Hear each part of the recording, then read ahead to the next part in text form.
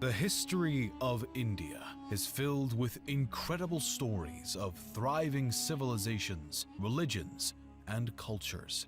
Dating all the way back to the Paleolithic age, India's civilization is one of the oldest that we know and has played a part on the world stage for centuries, and even still today. While it is impossible to truly capture all of India's history in one video, it still serves as a worthy topic to delve into.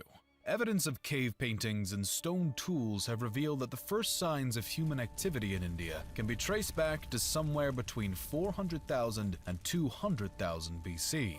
Details concerning the civilizations inhabiting the region back that long ago do not exist, but we do know that one of the first sophisticated societies to walk the lands of India was the Harappan people, who likely existed throughout the first few thousand years BC.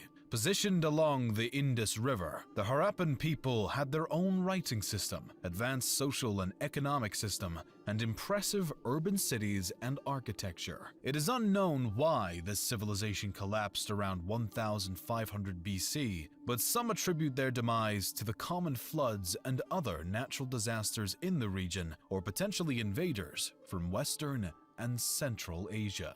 The next known civilization to leave a mark on Indian history books was the Vedic Aryans. These people were initially migrants who spoke an early form of Sanskrit and were determined to stay true to their own tribal identity. The name they've been given, the Vedic people, comes from 4 sacred texts, or Vedas, that have presented researchers with a glimpse into this civilization's lives and beliefs. These Vedas are often considered to be the oldest Hindu scripts, and the Vedic civilization is believed to have spread their culture across a large portion of India by roughly 1000 BC.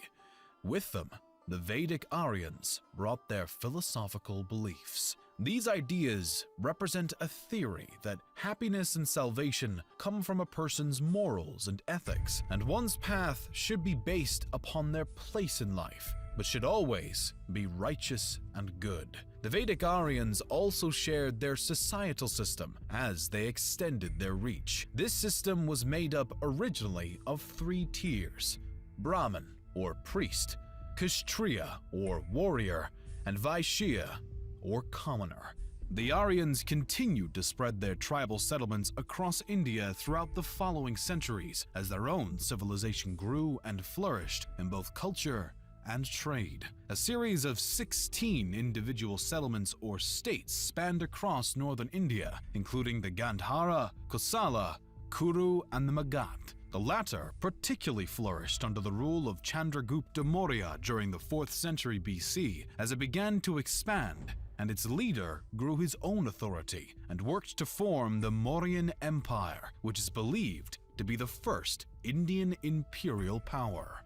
The Mauryan Empire established its capital in Pataliputra, near modern-day Patna, and constructed extraordinary temples, libraries, palaces, and even a university. The empire's trade success was impressive, and it maintained a remarkable governmental system and strong army. By the time of the 3rd emperor, the grandson of Chandragupta, a stance of non-violence was taken after a bloody struggle against the kingdom of Kalinga due to the emperor's new Buddhist beliefs. Siddhartha Gautama, the Buddha, had been born in 560 BC, and by the reign of Emperor Ashoka, the religious system he had founded was becoming more and more prevalent throughout India. Potentially due to their unwillingness to participate in conflict though, the Mauryan Empire eventually dissolved in the 2nd century BC after the last line of the Maurya line, Brihadratha, was murdered by his commander-in-chief, who would later found the Shunga dynasty in 185 BC.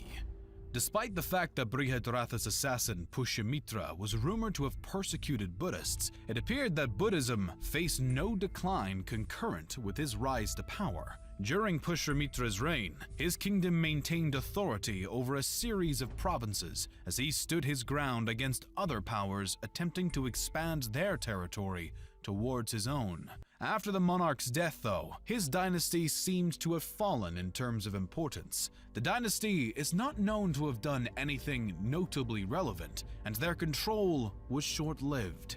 A variety of settlements and invading powers controlled India at this time, one being the Kushana kingdom, known for their significant trade involvement with Chinese, Persian, and Roman empires along the Silk Road. One Kushana ruler, Kanishka, in the 1st century AD, also converted to Buddhism and helps to further the religion throughout the region. In 75 AD, the Kushana kingdom marked a new era, the Shaka era.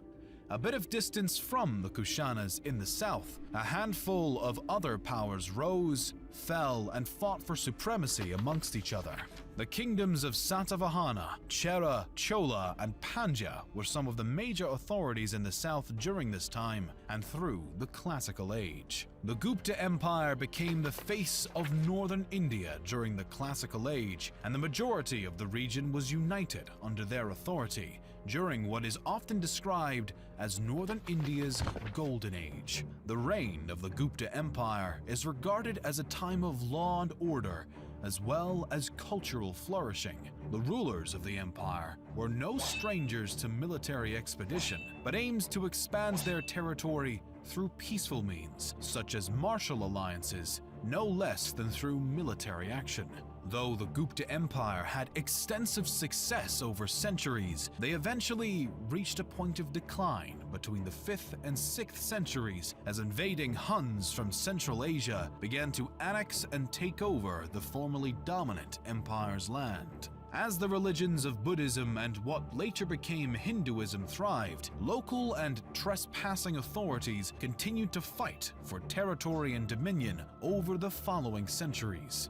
The next major shakeup of the Indian civilization came with the arrival of Islam.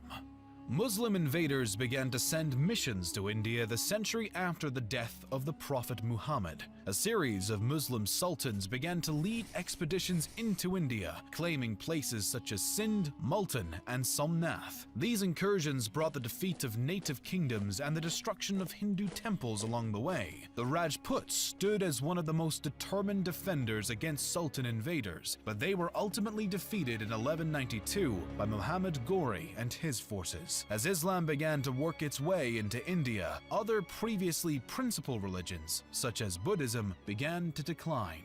By the start of the 13th century, the era of the Delhi Sultanate dominion arose. The first dynasty within the Delhi Sultanate was founded by Qutb-ud-Din Aibak. The slave dynasty controlled the Sultanate until around 1290, when the Khilji dynasty took over, first by the hand of Jahal-ud-Din Khilji. His family held the throne for less than a century, as the Tughlaq dynasty was next to seize power in 1320. The Tughlaq dynasty technically retained power until 1412, but matters were complicated by the incursion led by Timur in 1398 into Delhi. As the Tughlaq dynasty weakened, the Sayyid dynasty replaced them, starting in 1414. The Sayyids lasted for roughly 37 years, but the last ruler's reign was stained by rebellion and discord as the dynasty fell from grace. Yet another dynastic authority took the open throne, this time being the Lodi dynasty. The new dynasty lasted until the death of the then current ruler, Ibrahim Khan Lodi, who was killed in battle at Panipat by the army of Kabul's leader Babur in 1526. Ibrahim's death brought about the final end of the Delhi Sultanate as a whole. Now free of competition from the Lodi dynasty, Babur established the Mughal dynasty, which would end up becoming one of the greatest throughout history. The original Turkic-Mongol imperial power ruled a vast majority of India for over 2 centuries and brought about significant cultural growth and architectural achievements, including the Great Taj Mahal. Despite their immense success, the Mughal Empire began its decline around the start of the 18th century, as revolt after revolt began to shake the foundations of the widespread power, alongside threats from the Marathas and the British. The British East India Company had actually already been in the region for some time, but the situation with the British started to escalate not long after the Mughals fell. By 1857, India displayed increasing control by the East India Company, and the locals were having none of it. What began as a simple revolt by Indian soldiers in Meerut quickly blew up into a widespread rebellion and became known as the Indian Mutiny of 1857. This rebellion later would be called the First War of Indian Independence, and even though the British were able to quell the revolt after a matter of months, it inevitably had lasting impacts. In response to the mutiny, on November 1st, 1858, Britain's Queen Victoria declared that India would be ruled in the name of the British Crown from that point on.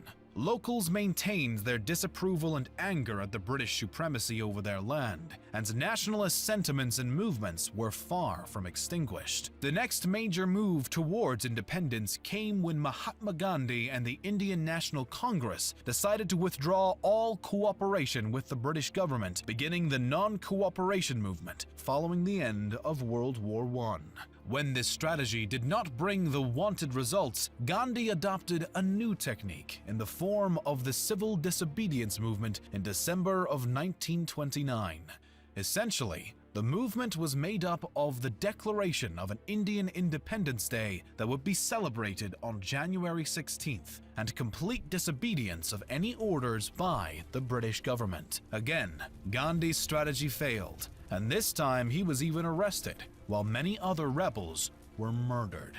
Still, the British were eventually pushed into the Round Table Conferences beginning in November of 1930, the second of which Gandhi attended. The conferences marked another failure, and civil disobedience reignited.